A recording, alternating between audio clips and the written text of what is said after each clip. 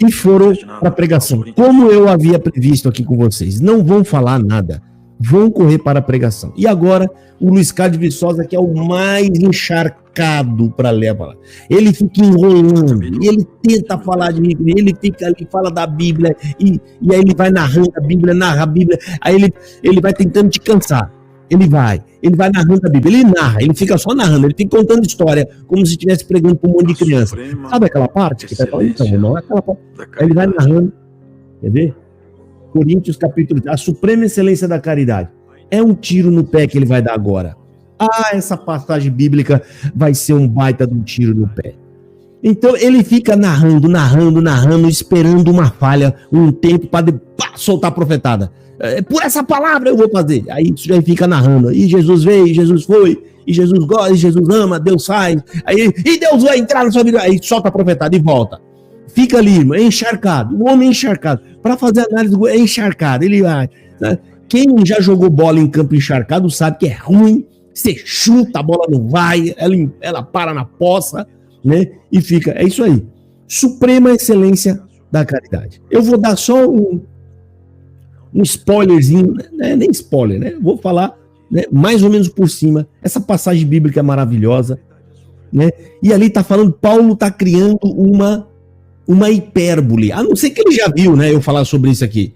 Uma hipérbole, é um exemplo exagerado e grandioso para dizer, ninguém de vocês consegue ser essas coisas se Deus não colocar no seu coração o amor de Deus, que é o amor divino.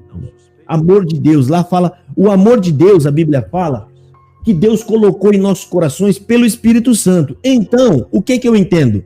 Sem o Espírito Santo, não posso agradar a Deus. É isso que está querendo dizer lá. Mas tudo aquilo é uma hipérbole, é um exemplo. Ninguém fala a língua de todos os homens, é uma hipérbole. Ninguém fala a língua dos anjos, é hipérbole. Ninguém vai dar seu corpo para ser queimado por ninguém, é uma hipérbole. Né? Mas eles aqui, por falta de estudo bíblico, vai levar isso ao pé da letra e ainda vai ficar aconselhando o povo a fazer tudo aquilo que está lá, que ninguém consegue. Vocês vão ver, né? Eu vou mostrar para você o que está aqui, irmão, para te ajudar, meu querido, para te instruir, tá? Ó, Romanos capítulo 5, versículo 5. Aqui é uma passagem que ajuda a entender capítulo 13 de Coríntios, ó. Porquanto o amor de Deus está derramado em nossos corações. Olha aqui o amor de Deus aqui, ó. O amor de Deus. O que é o amor de Deus? É o Espírito Santo. Olha aqui, ó. É o Espírito Santo. Então, quando você recebe o Espírito Santo, Deus te deu o amor dele. Ó, a esperança não traz confusão. Porquanto o amor de Deus está derramado em nossos corações pelo Espírito Santo que nos foi dado. É isso que está falando aqui. Agora vamos acompanhar a pregação. Que existem escondidas numa palavra chamada caridade. Que vocês sabem, caridade é sinônimo de amor. Contudo, é o amor fora do contexto das paixões. Não é um amor carnal. É amor divino, querido. Não é um amor sensual. Ágape, nome grego. Não é um amor físico. É amor que sai dos limites das esferas das paixões humanas e já transita nas excelências de Deus. Aliás, nós nem sequer temos o conhecimento da palavra amor atualmente. Essa palavra foi prostituída de tal maneira que qualquer paixão infame eles chamam de amor. Tem até pessoas que falam que mataram por amor. Isso nunca foi amor. Isso é encharcado. Paulo, ele descreve com propriedade porque ele foi colocado como doutor perante os gentios, que somos nós, para nos instruir acerca do conhecimento do eterno e do divino. Aqui no capítulo anterior, ele vai falando sobre os dons. Como que os dons na igreja são importantes. Não está falando de dom. Por intermédio dos dons. Não está falando de dom aí. Nada. Enganação. Cada membro da igreja pela manifestação de um dom. E ele vai chegando até caminhar aqui. O dom, ele não é autônomo. Os dons de Deus não são para o ego de quem os possui ficar inflado. Os dons de Deus, eles têm um propósito de auxiliar a igreja. E mesmo os dons, eles são interdependentes. Paulo faz a analogia que o olho, porque ele pode falar, eu enxergo tudo, o mundo cabe na minha mente por mim. Toda imagem que existe só chega na minha mente por intermédio de mim, eu sou os olhos. Mas ele fala, se os olhos fossem só olhos, onde estaria o corpo? Como que ele poderia viver? Ele precisa da boca para se alimentar. E para ser um corpo, precisa de outros membros. Se o pé falar, eu não preciso da mão. E assim ele vai discorrendo sobre a interdependência dos dons. Porque os dons compõem o corpo. E ele estava falando da igreja. A igreja como um todo, nela se manifestam os dons de Deus. Cada dom interdepende do outro. Ninguém é autônomo. Ninguém é absoluto. Ninguém vive sozinho. Provérbios fala que aquele que se separa, se isola, ele levanta-se contra a verdadeira sabedoria. O caminho de Deus passa pelo bom convívio entre essa família chamada cristã. Só seremos um povo de Deus se entre nós estiver manifesto as grandezas de Deus. E depois ele dizer sobre a estrutura dos dons, a importância dos dons, o operar dos dons, porque Paulo mesmo, sendo doutor, ele se enrola, hein? Será que ele vai falar do dom de transladar de novo e do arrebatamento? Mas no sentido espiritual ele se tornou doutor, foi quando ele foi cercado na estrada de Damasco. E a partir dali então ele tornou-se doutor, porque ele conheceu o evangelho não segundo aquela escola judaica. Ele falou, o evangelho que eu anuncio eu não aprendi de homem algum, foi-me dado por revelação dos céus. Então ele era doutor segundo Cristo, não segundo os saduceus nem os fariseus. Irmãos, a excelência, quando terminou de expor a importância dos dons na igreja, o trabalhar dos dons, como ele experimentava dons. Deus muitas vezes deu visão para Paulo, conversou com ele, teve anjo que foi lá ter com ele, teve profeta que teve com ele, até eu cuido que fui para experimentar a determinação da fé de Paulo. Uma ocasião, um homem chamado Ágabo apresentou-se diante dele, pegou a cinta dele, falou, me empresta a sua cinta, Paulo. Amarrou as mãos e falou, assim farão ao dono dessa cinta quando chegar em Jerusalém. Ele dizia, Paulo, se você for para Jerusalém, você vai ser amarrado, preso, e a perseguição vai começar forte ali. Vocês lembram dessa passagem? Ele sabia que o homem era de Deus e que a profecia era real, é tanto que ele falou, eu vou, porque eu estou seguindo aqui uma diretriz, um objetivo, e nada me detém no meu caminhar. A cadeia não me assusta. Eu estava numa cadeia pior e não percebia que estava preso, eu achava que estava...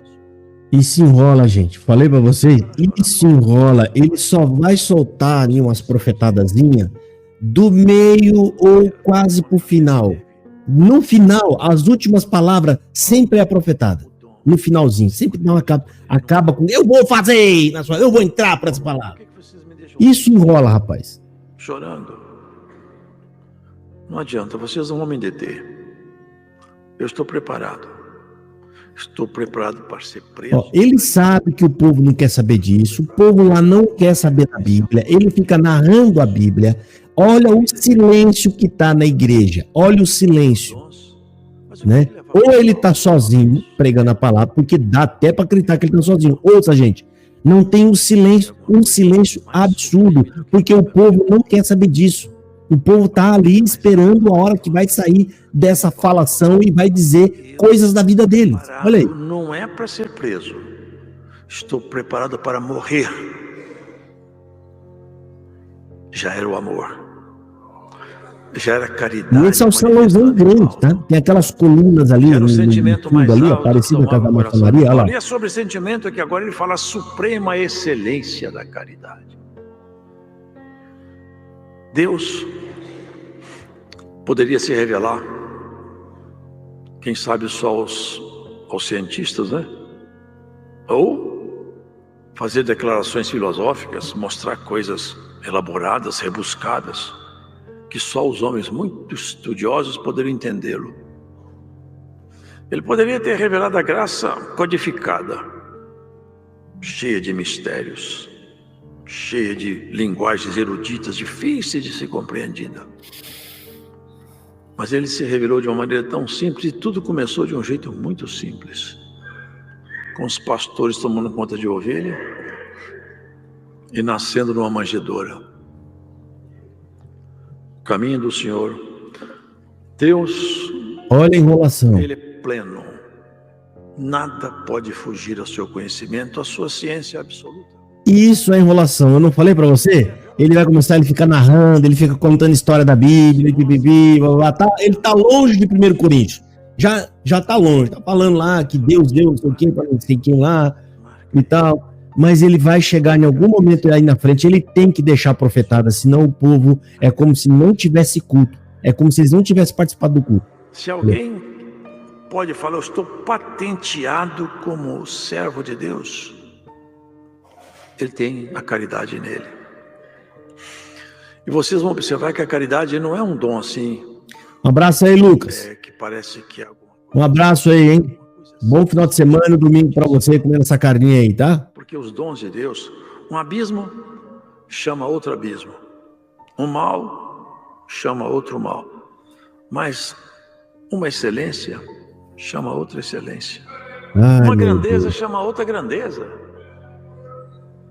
E essas grandezas, quando se somam, fazem a suprema excelência da caridade se manifestar. Grandeza, gente. Olha aqui, a grandeza faz a suprema excelência da caridade se manifestar. Primeiro, grandeza não faz nada na presença de Deus. Segundo, um profeta.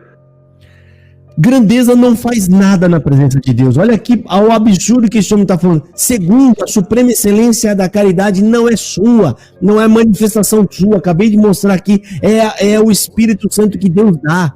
Esse Espírito Santo é o que vai manifestar em nós as obras que agradam a Deus. Não é nosso, é de Deus. O homem não pode manifestar a suprema excelência da caridade. Entenda, irmão, suprema excelência da caridade. É eu que manifesto? Não, essa tão suprema excelência da caridade é uma obra divina.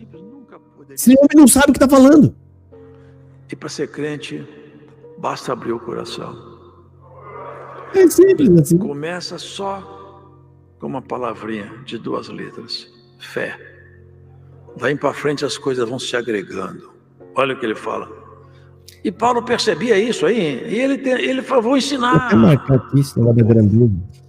Deixa eu já anotar. Ensinar que não adianta as pessoas tentarem buscar coisas muito elevadas. Não é isso a graça.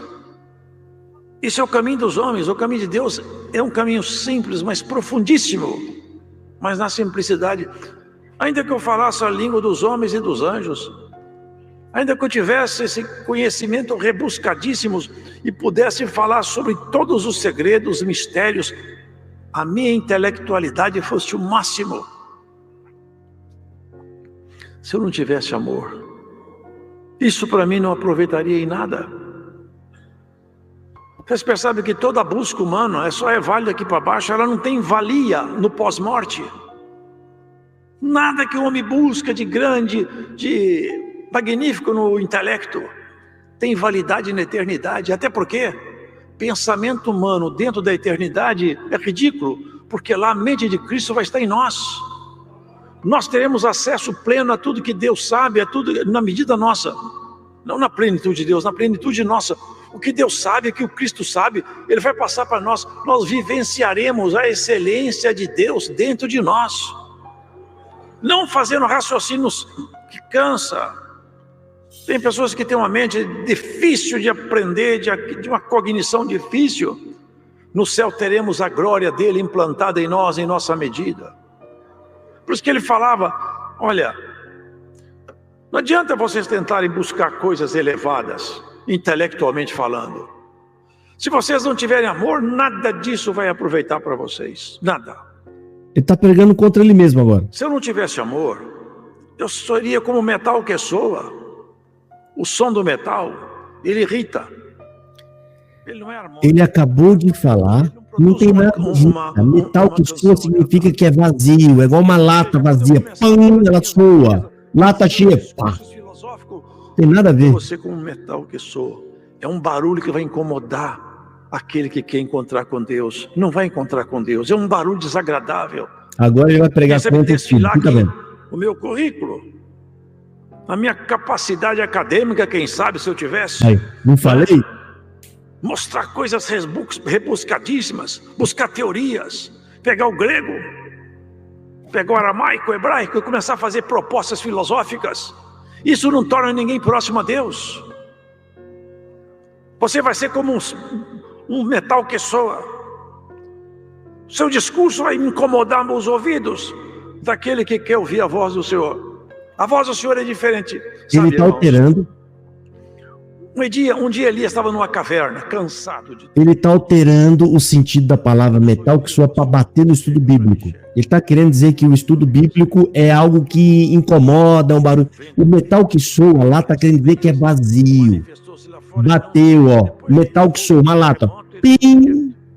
Lata com areia. Puf, puf. Mais ou menos assim o barulho vai fazer. Não tem nada a ver, ele mudou o sentido do metal que soa para falar que metal que soa é alguém que estudou a Bíblia, hebraico, aramaico, e está falando coisa aqui. Delicado.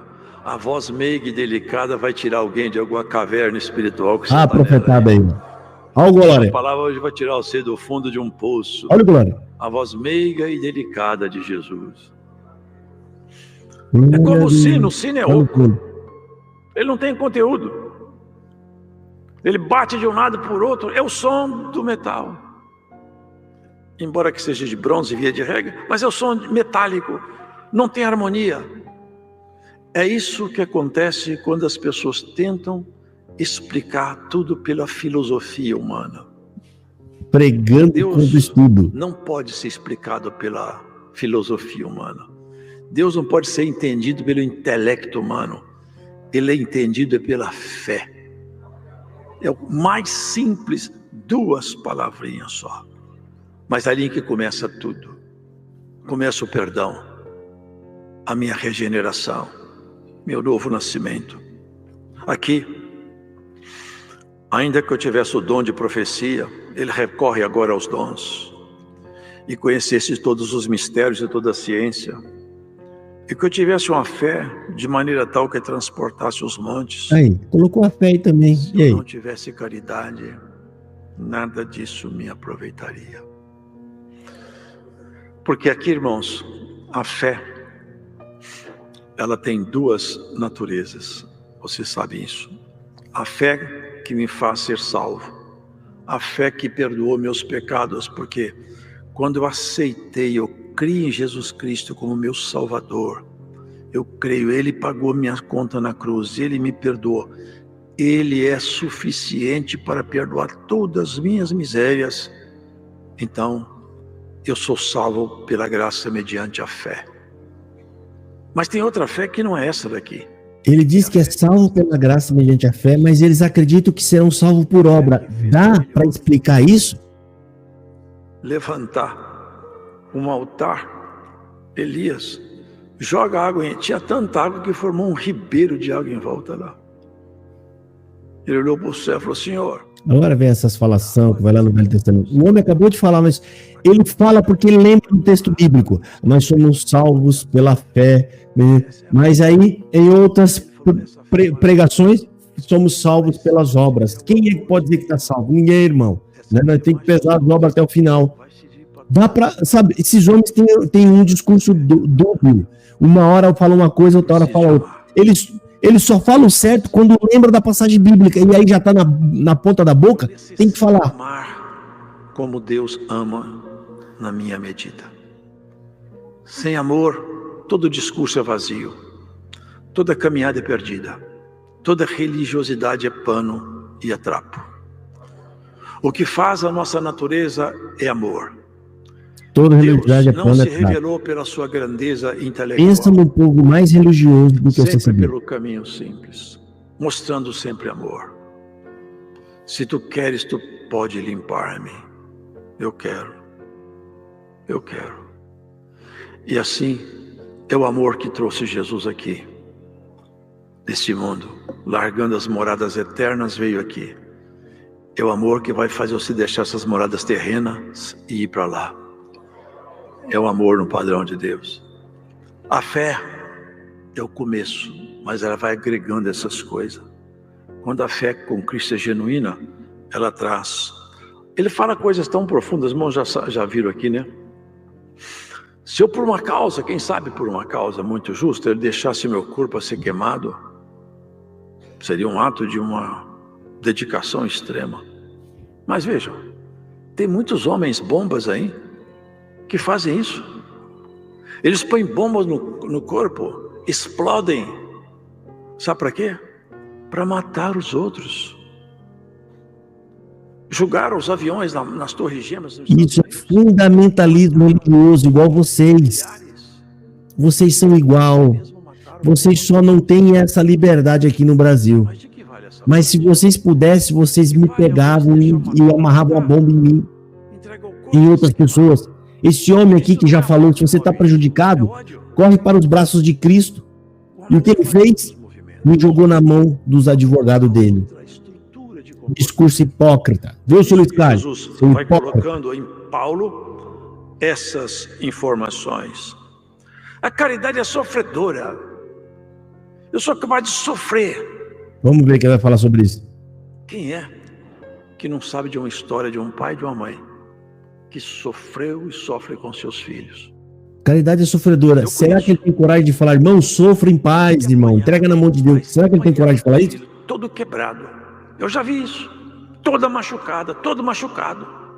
O filho drogado, tomado de uma força maligna, quebra tudo. Eu não xinguei ele, não cometi nenhum agravo na justiça, nada, não cometi nenhum crime, mesmo assim ele me processou. E esse homem vem falar que a caridade é sofredora e agora querer ficar dando conselho. Eu perdoo. Eu já vi isso. Bate outra vez. Faz tudo outra vez. As pessoas falam, não é possível suportar isso. A mãe fala, o que eu vou fazer? É meu filho. Eu preciso de resgatar meu filho. Sofre, sofre, sofre. E não joga fora. Glórias a Deus, irmão. Se nós entendermos isso, irmãos, foi isso que Jesus fez. Precisa pensar o que é o verbo eterno. Se deixar cuidar por uma mãe, trocar fralda. O verbo eterno, aquele que dá ordem e comando geral em toda a estrutura do universo, que sustenta tudo pela palavra do seu poder. Ser conduzido pela mão. Ficar 30 anos esperando o tempo de começar a sua missão. Vendo a contradição de todo mundo, e quando começou a missão, todos duvidavam dele. Zombava, até seus irmãos não criam nele. É sofredora. Aí fica enrolando. A caridade é sofredora, mas você teve coragem de sofrer, Luiz Carlos? O Josafá está me criticando, eu tenho que sofrer, porque a caridade é sofredora. E olha que eu não cometi nenhum crime, não fiz nada de errado, nada. Só estou fazendo a crítica que o país me permite. Mais alto, a palavra mais forte que ele falou. Ô, irmão, você tem que ser sofredor, irmão. Você tem que ser sofredor, hipócrita de uma figa. Hipocrisia, você ensina uma coisa que você mesmo não faz. Seu hipócrita, igual Jesus chamou os fariseus de hipócrita. De amar acima do limite absurdo do comportamento humano. Se nós pudermos amar um pouco mais, nós vamos parecer um pouco mais com Jesus. Jesus poderia ser chamado de um grande intelectual, de um grande pensador, só um louco faria isso. Ele nunca foi intelectual, nunca foi um grande pensador, nunca discutiu filosofia com os gregos. Ele andava no meio dos pescadores, cobradores de impostos, leprosos, perdidos. Cumpriu-se com ele. Ide pelos caminhos e pelos valados, procure o sangue, os mancos. Jesus nunca foi um pensador, nunca foi intelectual. Está nele toda o poder de sabedoria, está tudo nele. Se me ouvir e se gostar da minha palavra, eu tenho comigo o amor do perdão. Caridade é sofredora, benigna, só faz o bem. Tudo que nós fizemos promovido pelo sentimento de amor se torna em bem. Nós não desejamos mal, não praticamos o mal. Gente, vocês têm que entender que por trás dessas falas ele está tentando passar uma mensagem. Ao tempo todo ele está tentando aqui louvar a ignorância. Por isso que ele está fazendo esses comparativos o tempo inteiro. Ele criou essa ideia. Jesus nunca foi um pensador, nunca foi um intelectual. Era um ignorante que falava a palavra de Deus, recebia as revelações de Deus. É essa a ideia que ele está tentando passar aqui. Ele está querendo dizer para você é um ignorante, você não sabe nada da Bíblia, mas é isso que Deus quer. Deus gosta assim, Jesus também era igual a você. Jesus era um ignorante, Jesus era igual a você. Então, isso aqui, gente, tem uma mensagem por trás disso tudo. É isso que nós devíamos ter pelos outros. Aquele irmão teve um sucesso, olha, o vizinho seu teve um sucesso. Eu queria ter no lugar dele, não ele. Não, irmão. A palavra é essa, caridade não tem inveja. Não quer tomar o lugar de ninguém. Fica contente. Se nós tivéssemos o sentimento de amar as pessoas no padrão que Deus está propondo, não teria inveja. Não teria inveja. Vocês lembram que o inimigo falou para Cristo, para o verbo? Quando foi aquele dia da prova com Jó? Ele gosta de Deus mesmo, mas Deus dá tudo para ele. Tira dele tudo que ele tem. O sentimento dele. Tira dele tudo que ele tem. Sabe como que Deus... E os receberam pensando, cadê a minha palavra que eu vim buscar? Assim, numa revelação para um ser humano em porção magnífica foi de Salomão. Primeiro sinal, sabe como que Salomão mostrou a sabedoria dele? Tirando lá do fundo do coração de uma mulher o sentimento de mãe. E era uma mulher sem classe, hein? 2 prostitutas. Mas de noite uma dormiu, virou-se por cima do seu filho e matou ele. Vocês conhecem isso? Ela percebeu que seu filho morreu, trocou o filho dele pelo filho da outra. Pôs o vivo no seu canto e o morto no canto da outra. Mas mãe é sempre mãe. Os meninos eram pequenos, mas o coração da mãe não bate errado. Levantou cedo e fez: esse menino não é meu. É seu sim, o seu é esse aí. Não, esse menino não é meu. Não, meu coração não bate por esse menino, meu coração bate por aquele ali, ó. Não, esse aqui é meu. Levaram para Salomão. E agora, como é que vai saber? Que enrolação, gente. Isso é 1 Coríntios 13. Você vê que eles não têm responsabilidade alguma com o texto e ficam zanzando na Bíblia só para tomar tempo. Ele está tomando tempo, esperando uma oportunidade para largar uma profetada que o CCBN não quer para poder ir embora. Ele sabe que o CCBN não pode ir embora sem a profetada. Agora vai vir. Salomão falou: essa é a mãe. Essa é a mãe. O grito do coração dela revela a maternidade dela. É o amor. É o segredo de tudo. Saia daqui pensando nisso. Eu preciso de aprender a amar. Tudo que eu posso fazer, o amor coroa tudo com êxito. Sofredor, não tem inveja. 15 Não segundos. trata com leviandade. A leviandade no trato tem feito muitos perder até a própria honra. Temos que tratar as pessoas Vai, com fala aí que respeito, Deus mas vai com dar alguma coisa pra santidade. você, não vai dar o dom da Nunca caridade. podemos sair da esfera de nossa santificação pessoal. 20 segundos, 25, e aí Entre vai. nós não pode haver liberdade que seja tida como leviandade. Nossos tratos, nossas palavras, nossos gestos, nossos olhares tem que ser com respeito de quem teme a Deus e aprendeu a amar. Não se ensoberbece, não se ensoberbece. A soberba já fez tropeçar a muitos. Muitos pela soberba deixaram os caminhos do Senhor. A soberba já fez quedas terríveis. Ezequiel, vocês conhecem essa passagem? Ele faz uma referência ao rei de Tiro, mas depois ao longo